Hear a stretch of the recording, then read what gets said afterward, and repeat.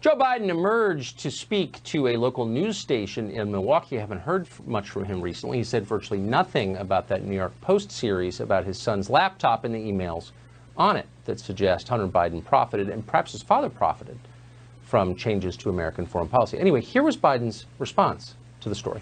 This is the same garbage Rudy Giuliani, Trump's henchman.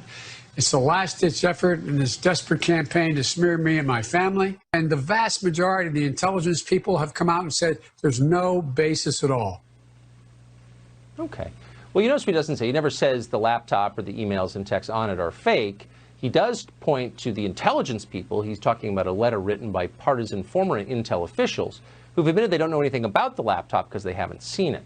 So don't listen to the current director of national intelligence, Joe Biden says. Listen to John Brennan on MSNBC.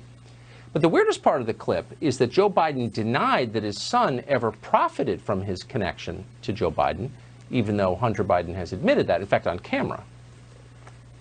You didn't have any extensive knowledge about natural gas or Ukraine itself, though? No, but I think that I had as much knowledge as anybody else that was on the board, if not more. In the list that you gave me of the reasons why you're on that board, you did not list the fact that you were the son of the vice president. Of course, yeah. No. What role do you think that played?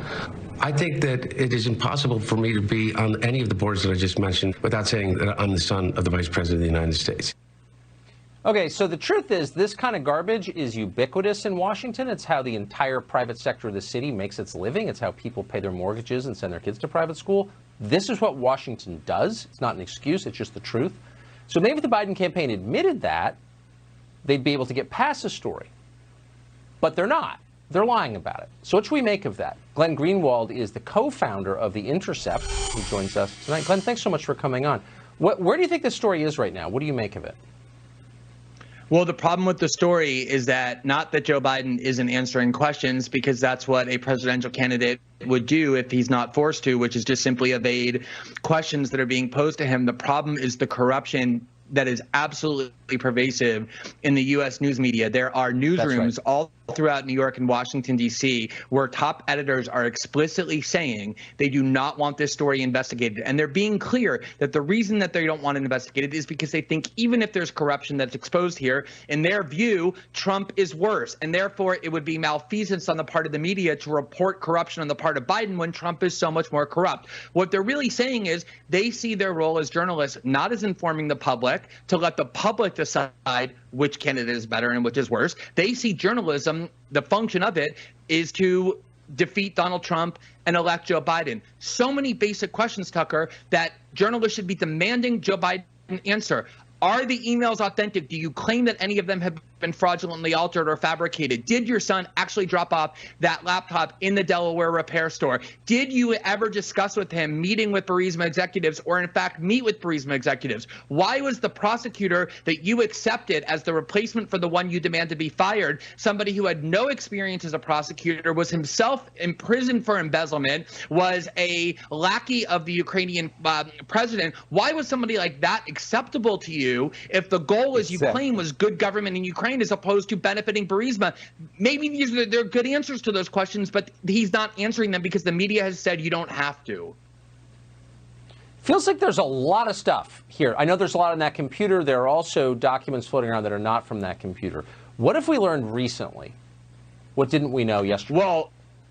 Well, I mean, there are things that are suggested strongly by these emails that we ought to know the answers to. Biden has always said he never acted on behalf of Hunter Biden or Burisma, but these emails suggest the opposite, that he actually did, in fact, meet with Burisma executives at Hunter's request, which is why there's an email thanking Hunter for the opportunity to meet with his father.